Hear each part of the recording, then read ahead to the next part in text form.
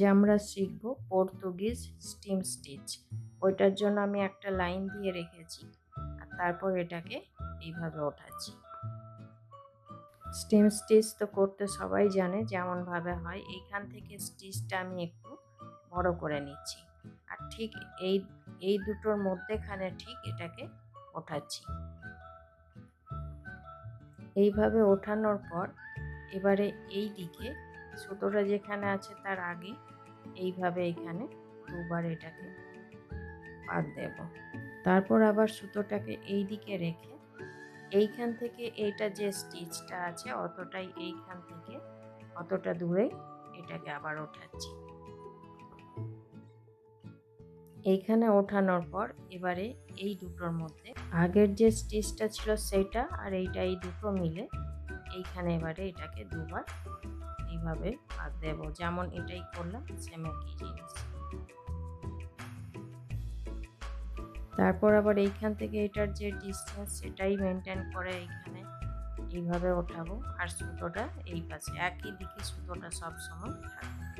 তারপর এইখানে আগের এই স্টিচটা, এইটা আগের স্টিচ আর এইটা এখনকার স্টিচ, দুটো স্টিচকে একসাথে এইভাবে ধরে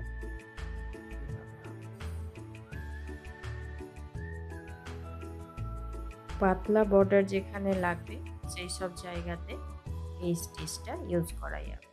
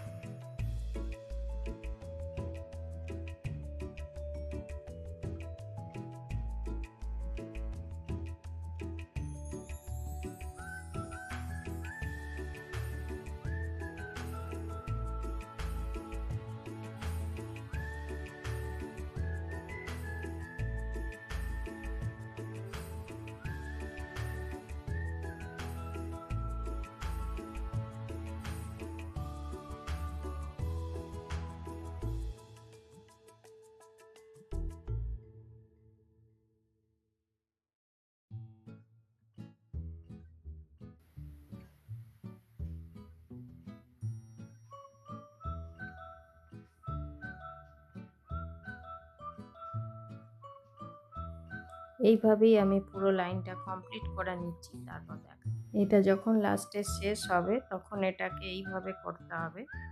এইভাবে দুবার এখানে পাক দেওয়ার পর এটা ওই একই জায়গায় আবার এখানে ঢুকিয়ে দিতে হবে।